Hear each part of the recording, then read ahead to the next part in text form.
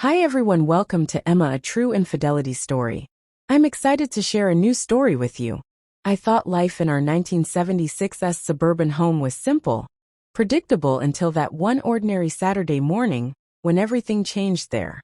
I was in my floral dress fixing our wobbly coffee table when Flynn, our boisterous Labrador retriever, did something so shocking, so utterly bizarre, that it left me reeling.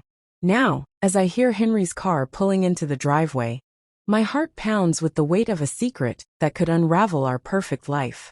How will I look him in the eye? What will I say? The moment of truth is upon me, and I'm standing here wondering if this will be the end, or just the beginning of a new untold chapter in our marriage. Here I am, Isabella, living in a quaint little house with my husband Henry in the heart of 1976's suburbia. The world outside was changing with the Vietnam War protests echoing through the streets. But inside our home life was supposed to be simple, predictable. It was a typical Saturday morning. The sun was just beginning to peek through the curtains, casting a soft glow over our living room. I was in my house clothes, a simple floral dress that had seen better days, trying to fix a wobbly leg on our old wooden coffee table. Henry had gone out to run some errands, leaving me with our cute dog Flynn, a loyal but overly enthusiastic Labrador retriever.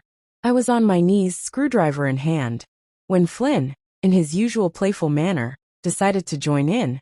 He bounded over his tail, wagging furiously. I tried to shoo him away, but he was having none of it.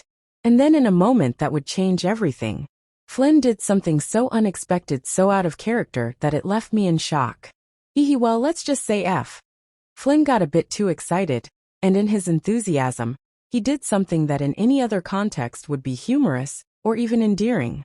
But there on that quiet Saturday morning it was anything but. His actions were so forceful, so sudden, that I was left reeling both physically and emotionally. I couldn't believe what had just happened. My mind raced trying to process the bizarre turn of events. How could I explain this to Henry? How could I even begin to confess something? So the guilt, the confusion, it all swirled inside me like a storm. I felt like I had betrayed Henry, even though it was Flynn who had acted out of instinct. But the line between innocence and guilt blurred in that moment, and I was left questioning everything as I sat there still on the floor, the screwdriver forgotten. I heard the sound of Henry's car pulling into the driveway. My heart pounded in my C********T. How would I look him in the eye? How could I possibly explain this without sounding insane? And as the front door opened, I knew I had to make a choice. Do I tell the truth, as bizarre as it was? Or do I keep this secret locked away, hoping it would fade into the background of our lives? The door creaked open, and Henry stepped inside, his face lighting up with a smile. "Hey honey, I'm home," he called out, unaware of the turmoil in my heart. And there, with the weight of the world on my shoulders, I stood up, brushing off my dress, and forced a smile. "Welcome back," I replied, my voice barely above a whisper, the secret burning inside me like a silent fire. What would happen next? How would this change our lives? Our marriage? The answers were as elusive as the morning mist outside our window. Here I am, Isabella, standing in our cozy living room, the floral dress clinging to my skin, as if it could absorb the shock and confusion swirling within me. Henry, with his usual warmth, was oblivious to the storm brewing inside me. He set down the grocery bags, his eyes catching mine, searching for the usual warmth of our Saturday greetings. "Did you manage to fix the table?" he asked, his voice echoing the simplicity of our life together. I nodded, my throat tight. "Yeah, it's all set now." The words felt hollow, a stark contrast to the turmoil inside. Henry moved closer, his hand reaching out to brush a stray hair from my face. "You look like you've seen a ghost." "Isabella, everything." "Oka." I forced a laugh which came out more like a choked sob, just a bit tired. "I guess Flynn was quite the handful today." Henry chuckled, unaware of the double meaning. My words carried that cute dog. "Always getting into mischief. Did he try to help you with the furniture again?" I swallowed hard, the memory of Flynn's unexpected behavior flashing before my eyes. You could say that I managed my voice barely above a whisper. The room felt smaller, the walls closing in, as Henry's presence filled it with his usual comforting aura. He began unpacking the groceries, talking about the mundane details of his trip to the store. the new neighbor he met, and how he thought about bringing home some flowers. For me, each word was a reminder of the life we had built, now teetering on the edge of something unknown as he spoke. I watched him trying to find the courage to speak the unspeakable. But how could I? How could I tell him that our cute dog, in a moment of misguided enthusiasm, had crossed a line that should never be crossed? The thought alone made my stomach churn. Kale paused, looking at me with concern. Isabella, are you sure you're all right? You seem off. I took a deep breath, the weight of my secret pressing down on me. Henry, there's something I need to tell you. I started, my voice trembling. He stopped, his full attention now on me, his eyes searching mine for clues. What is it, honey? My heart raced, the confession on the tip of my tongue. But then the phone rang, slicing through the tension like a knife. Henry, ever the dutiful husband, moved to answer it, giving me a moment to collect myself. It's your sister, he said, handing me the receiver with a puzzled look. I took it, grateful for the interruption, yet dreading the conversation ahead. Hi, Laura, I said, my voice steadier. Now as I spoke with my sister, discussing nothing of importance, my mind was elsewhere, wrestling with the decision of whether to tell Henry or to bury this bizarre incident deep within the recesses of our life. Together, the call ended and Henry was back, his expression now one of mild irritation. Everything okay with Laura?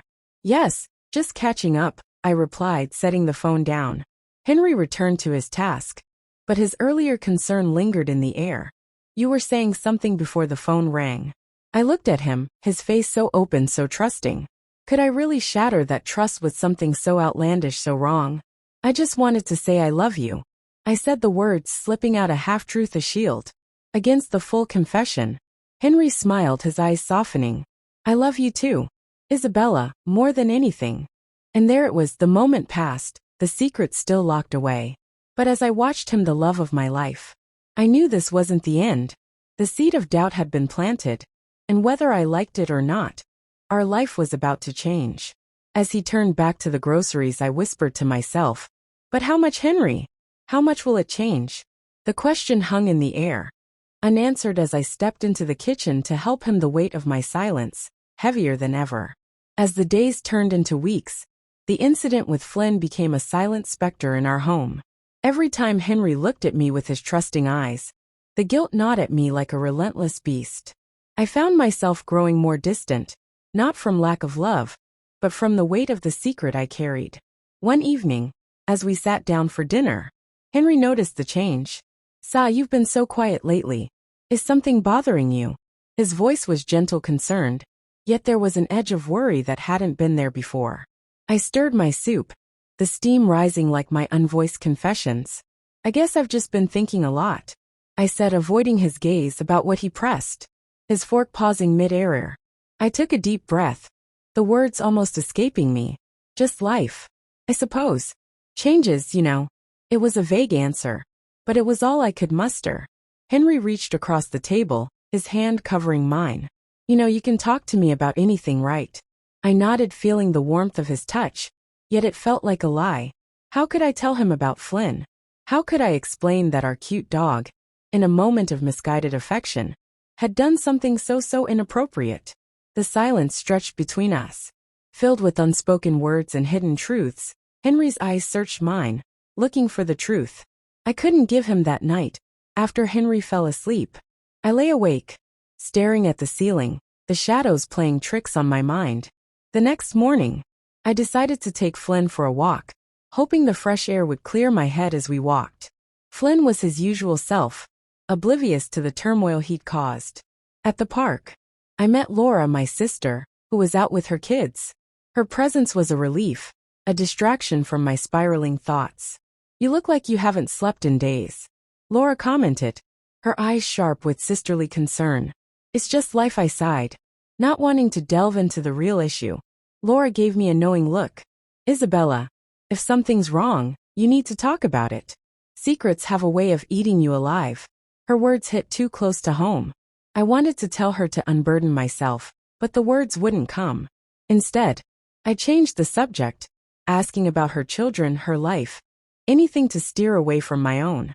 Later, back at home, Henry was waiting for me, his expression unreadable. I got a call from work. He began, his voice tight. They're sending me to New York for a week. It's a big project and they need me there. The news was like a cold splash of water. A week apart might give me space to think, to decide what to do about Flynn, about us. That's good, right? I managed, trying to sound supportive. Henry nodded, but his eyes didn't meet mine. Yeah, it's a great opportunity. But Isabella, when I come back, we need to talk, really talk. The implication was clear. He sensed something was off, something I hadn't shared. My heart sank. This wasn't just about his work trip. It was about us, about the trust that was fraying at the edges. As Henry packed his suitcase, I felt a mix of relief and dread.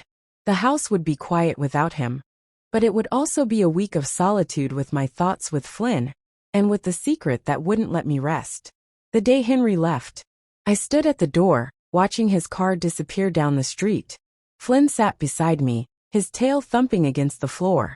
Unaware of the storm he'd unleashed, I turned back inside, the silence of the house enveloping me. The week stretched ahead, each day a potential turning point. Would I find the courage to confront this bizarre situation? Or would I let it fester, changing the very fabric of our marriage?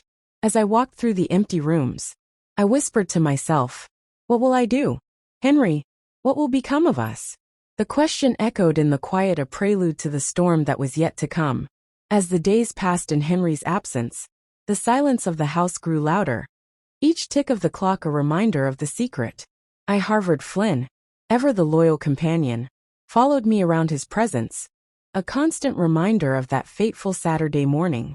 I tried to busy myself with chores, with reading, with anything that would keep my mind from wandering back to the incident. But the solitude only amplified my thoughts. One afternoon, while sorting through some old photographs, I stumbled upon a picture of Henry and me from our honeymoon. We looked so happy, so carefree. The guilt washed over me anew, not just for what happened with Flynn, but for the distance I felt growing between us. I realized then that keeping this secret wasn't just about protecting Henry's feelings. It was about preserving the illusion of our perfect life. The phone rang, breaking my reverie. It was Laura again, her voice, a lifeline in my sea of turmoil. Hey, Isabella, how are you holding up with Chloe? She asked, her tone light, but probing. I'm managing, I replied, my voice betraying the storm inside, just keeping busy. Laura sensed something was off. Sometimes talking about what's bothering, you can make it lighter. Remember when we were kids and we'd share our secrets under the oak tree? I smiled at the memory, but it was tinged with sadness. Some secrets are too heavy even for oak trees. Laura, there was a pause. Then, is it about Henry or something else? I hesitated, the words on the tip of my tongue. But instead of confessing, I deflected. It's just the usual marriage stuff. You know how it is.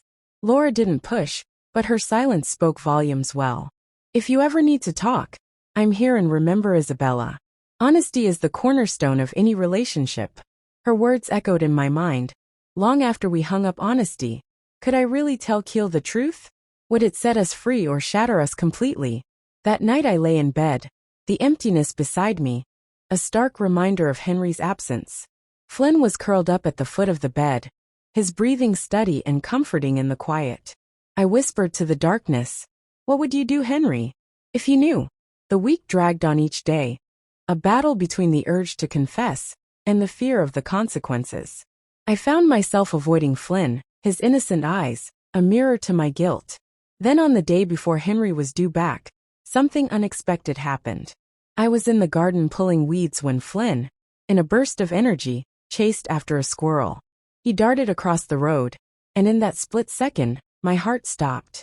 A car screeched to a halt, narrowly missing him. I ran over, heart pounding, and scooped him up. My relief palpable, but mixed with a surge of anger. Why do you have to be so reckless? I scolded him, my voice breaking. Flynn just licked my face, oblivious to the chaos he'd caused in my life. That evening I sat on the porch, Flynn at my feet, watching the sun set. The colors were vivid, almost mocking in their beauty. I knew I couldn't keep this secret any longer. Henry deserved the truth, no matter how bizarre or painful it might be. As the sun dipped below the horizon, I made my decision. I would tell him. I had to. The alternative was a life of half-truths and shadows, and I couldn't bear that for us. The next morning, Henry returned, his face lit up when he saw me, but there was a question in his eyes. A shadow of the conversation we'd postponed. Isabella. I've missed you, he said, pulling me into a hug. I've missed you too, I replied, my voice steady, but my heart racing. KL, we need to talk. There's something I need to tell you. He stepped back, his expression turning serious. What is it? I took a deep breath, the words forming a lump in my throat. It's about Flynn. Something happened while you were gone. Henry's brow furrowed. What do you mean? I looked into his eyes, searching for the strength to continue. Flynn. He did something that well. It was an accident, but it's been weighing on me. Henry's face was a mix of confusion and concern. Isabella, what are you talking about? And there, with the weight of our future hanging in the balance, I began to explain each word, a step closer to the truth, each sentence a potential unraveling of our life together. Flynn, in his excitement, he got too close, too personal. It was an accident. But I've been carrying this secret, and it's tearing me apart. Henry's reaction was unreadable, his eyes searching mine for the truth. For understanding, the air was thick with tension, the silence between us, a chasm waiting to be bridged or to widen further. Henry, I need you to understand. I pleaded, my voice trembling. I didn't know how to tell you. I was scared. The moment stretched on Henry's face, a mask of shock and confusion. What would he say? How would this change us? The answers were as elusive as ever, but the truth was now out, hanging in the air between us, like a tangible thing. Henry's face went through a series of emotions, from confusion to disbelief, and then to something darker, something I couldn't quite read. He stepped back, his eyes, never leaving mine, as if trying to see through to my soul. Isabella, are you saying? Flynn. His voice was a whisper, strained with the effort to understand. I nodded, the tears now streaming down my face. Yes, Henry. It was an accident, but it happened. I've been so scared to tell you, so ashamed. The room was silent except for the ticking of the clock, each second stretching out like an eternity. Henry's hands clenched into fists, then relaxed as if he was fighting an internal battle. How could you keep this from me? His voice was low, the hurt evident. I didn't know how to say it. I was afraid of losing you, of losing us. I confessed, my voice breaking. Henry turned away, his shoulders tense. I could see the muscles in his back, tight under his shirt. He walked to the window, staring out at the quiet street, his back to me. The silence was deafening, filled with the weight of my confession. After what felt like an age, he turned back to face me. His eyes were red, his expression a mix of pain and confusion. Isabella, this changes everything. I need time to think. My heart sank. Henry, please, I didn't want this to happen. I love you and I. He held up a hand, stopping me. I need to process this. Isabella, alone. His voice was firm, yet there was a tremor of vulnerability. He grabbed his coat from the rack and headed towards the door. I'll be at the hotel for a few days. I need space. The door closed with a soft click, leaving me in the silence of our home, the echo of his departure reverberating through the walls. Flynn, sensing the tension, whimpered at my feet, his tail no longer wagging. I sank to the floor. The weight of my confession now fully realized. The truth was out, but at what cost? The uncertainty of our future loomed, large, a dark cloud over what was once a sunny life. Days turned into nights, and Henry did not return. Each moment without him stretched longer, filled with regret and longing. I replayed our conversation over and over, wondering if there was something else I could have said, something that might have changed his reaction. Then one evening, as the sun set in a blaze of orange and pink, the phone rang. My heart leaped, hoping it was Henry. It was Laura. Isabella, I've been worried. How are things with Henry? Her voice was gentle, probing. He's gone. Laura. He needed time away after I told him about Flynn. I said, me voice hollow. Laura was silent for a moment. Oh, Isabella, I'm so sorry. Have you heard from him? No, not yet. I'm just waiting, hoping he'll come back, that we can talk this through. I replied, the hope in my voice, as fragile as glass. Give him time. Isabella, he loves you. He'll come around, she said, trying to reassure me. But as the days continued to pass, my hope began to wane. The house felt empty, the silence more oppressive. I started to wonder if Henry would ever return, if our marriage could survive this bizarre twist of fate. One late night, as I sat in the dim light of the living room, the front door opened. My heart stopped. Henry stood there, his face unreadable in the shadow. "Isabella," he began, his voice hoarse from days of silence, "we need to talk." I stood up, my legs shaky. "Henry." He stepped forward, closing the distance between us. "Let me speak first," he said, his eyes searching mine. "I've been thinking a lot about us, about what happened. It's not something I ever imagined dealing with." I nodded, my throat tight with emotion. But he continued, "I realized something out there. I love you, Isabella, more than I can put into words. And if we're going to make it through this, it has to be together with honesty." Tears welled up in my eyes, relief flooding through me. "Henry, I'm so sorry. I was scared, but I never wanted to hurt you." He took my hands in his grip firm. "I know. And I believe you. But we need to rebuild trust. Isabella, we need to start over in a way." I squeezed his hands, nodding, "Yes, anything. I'll do anything to make this right." Henry pulled me into an embrace, his arms strong around me. "We'll figure this out together, but it starts with understanding, with talking, with being open." As we stood there, wrapped in each other's arms, the future was uncertain, but for the first time since that fateful morning, there was a glimmer of hope.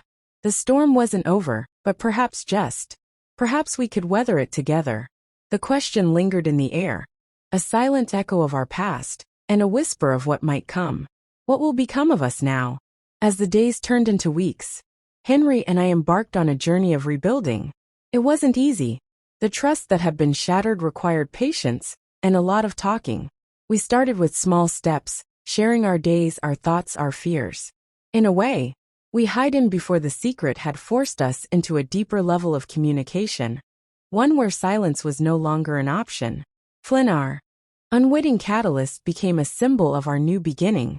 Henry, after his initial shock and anger, began to see Flynn not as the cause of our turmoil, but as a part of our family that needed understanding. We enrolled him in obedience classes, not just for his benefit, but as a way for us to work together to heal together. The nights were the hardest. The bed felt too big, too empty when Henry was away, and when he returned, there was an awkwardness, a hesitancy in our touches, but slowly we found our way back to each other. Henry would reach for my hand under the covers, and I would squeeze back, a silent promise of our commitment to mend what was broken. One evening, as we sat on the porch watching the stars, Kale spoke softly. "Isabella, I've been thinking maybe we should go away for a while. Just the three of us, a fresh start away from here." The idea was both terrifying and exhilarating. "Where would we go?" I asked, my voice a mix of hope and fear. "Anywhere," he replied, his eyes reflecting the starlight. "Somewhere new where we can be just us without the shadows of the past." The thought of leaving our home, our life, was daunting, but the prospect of rediscovering each other was too tempting to ignore. We decided on a small cabin in the mountains, a place where the air was crisp and the world seemed to slow down. Packing for the trip was like packing away our old life. Each item we chose was a step towards something new. Flynn, now more disciplined, watched us with his head tilted, perhaps sensing the change in the air. The drive to the mountains was quiet, filled with the hum of the car and the occasional song on the radio. Henry's hand found mine, and we drove in silence, each lost in our thoughts but together in our journey. The cabin was rustic, surrounded by pine trees and the scent of nature. It was here, away from the familiar, that we truly began to talk, not just about Flynn, but about everything, our dreams, our fears, the little things we've let slide over the years. One night by the fire, Kai looked at me, his eyes serious. "Isabella, I need to know, do you still love me after everything?" I looked at him, the firefight dancing in his eyes, and I knew my answer: yes. "Henry, I love you more than I can say. I was scared, but I never stopped loving you." He pulled me close, and in that embrace, I felt the weight of the past begin to lift. We talked about Flynn, about how his actions, though bizarre, had brought us to this point of honesty. We laughed at the absurdity of it all, not in a way that diminished the gravity, but in a way that allowed us to see the light in our darkness. The days in the mountains were filled with hikes, with moments of silence where we just listened to the wind, and with nights where we shared stories under the stars. It was here that Henry proposed something unexpected. I think we should get another cute dog, he said one morning, his voice tentative. I looked at him, surprised. Really, he nodded. Yeah, Flynn needs a friend, and maybe, just maybe, it'll be a new chapter for us, a symbol of moving forward. The idea was comforting. A new cute dog, a new bond, a new layer to our family. We agreed to look for one when we got back home. Our time in the mountains was like a balm to our wounds. We returned home not as the same people who left, but as a couple who had faced a storm, and were still standing, albeit a bit battered, back in our quaint little house. Life resumed, but with a different rhythm. We adopted a playful puppy, a golden retriever we named Hope. Flynn, now older and wiser, took to her with a gentle patience that surprised us both. The days passed, and with each one the incident with Flynn became less of a specter and more of a distant memory. Henry and I found a new normal, one where honesty was our foundation, where we faced our problems head-on together. One evening, as we watched Hope and Flynn play in the backyard, Keel turned to me. Do you think we'll ever tell anyone about what happened? I thought for a moment, watching the cute dogs. Maybe one day, when it's just a story we can laugh about. But for now it's ours, a testament to how we survived. Kay smiled, his hand finding mine, and we did survive. Didn't we? Yes, I said, squeezing his hand. We did, as the sun set, casting long shadows over our home. I felt a peace I hadn't known in months. The future was still uncertain, filled with potential challenges. But we were ready. We had faced the unimaginable, and through it we had found a deeper connection, a stronger love. The story of Flynn and the incident would always be a part of us, a reminder of our resilience, our commitment to each other. And as I looked at Henry, his face illuminated by the fading light, I whispered, what will become of us now? The question was no longer one of fear, but of anticipation of what we could build together, stronger than before. And with that we stepped into our new life, hand in hand, ready for whatever might come, knowing that together we could face it all. If you feel that this story is meaningful and brings useful lessons, please like and subscribe to the channel to support me. Thanks. Now alone with King. The silence between us is filled with the weight of things unsaid, of a love that once was, but now feels like a distant echo. King nudges my hand, seeking attention, and I stroke his fur, finding comfort in his simple, unwavering love. As the darkness envelopes us, I realize that the perfect life we've built might just be a beautiful lie, a facade that's starting to crack. And as I sit there, I wonder what secrets are lurking in the shadows of our seemingly idyllic life. The future of my marriage, my life, is as uncertain as the morning light. But one thing is clear. I must face the consequences of my actions, not just for myself, but for King, who remains by my side, a silent witness to the unraveling of my world. In the aftermath, I'm left to pick up the pieces of my shattered life. My marriage is over, my reputation at risk, and my relationship with King is irrevocably altered. I dive into work, using it as an escape, but the guilt and loneliness persist. The hospital, once my sanctuary, now feels like a hollow shell. My colleagues notice my distraction, their whispers following me down the corridors. I try to focus on the next patient, the next life to save. But my hands, once steady, now tremble slightly. The precision of my work is marred by the turmoil within. Months pass, and I start therapy again, this time with a focus on self-forgiveness and understanding. The therapist's office becomes a second home, a place where I can voice the chaos inside without fear of judgment. She encourages me to confront my emotions, to understand why I did what I did. It's not just about the act, destiny, she says, her voice gentle yet firm. It's about understanding the loneliness, the isolation you felt. It's about healing from within. Slowly I begin to rebuild not just my career, but my sense of self. I start to see the world differently, through a lens of guilt and regret, but also through one of hope and redemption. Every interaction feels like a performance, a mask I wear to hide the turmoil inside. But I'm learning to let go of that mask to be more authentic. King remains by my side, but our interactions are now strictly platonic, a reminder of my past mistakes, and a lesson in boundaries. His loyalty, once a comfort, now serves as a constant reminder of the trust I've broken. Yet in his eyes I see forgiveness, a silent acknowledgement that life moves forward even if we can't undo the past. As I sit on the terrace one evening now alone, I reflect on my journey, the pain of loss, the weight of guilt, but also the slow, painful process of healing. The sun sets, painting the sky in hues of orange and pink, but all I see are the shadows of our past. King nudges my hand seeking attention, and I stroke his fur, finding a small solace in his simple, unwavering love. Life isn't perfect, but perhaps in its imperfection there's a new beginning.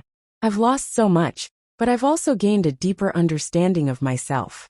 I realized that my bond with King, though forever changed, might be the foundation upon which I can rebuild my life.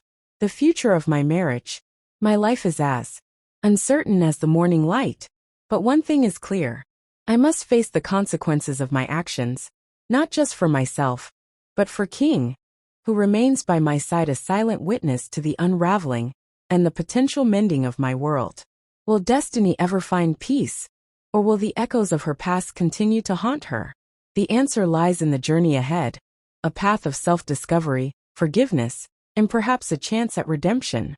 As I look out into the night with King beside me, I know that the road to healing is long, but it's a journey I must take for myself, and for the life I've yet to live. If you feel that this story is meaningful and brings useful lessons, please like and subscribe to the channel to support me.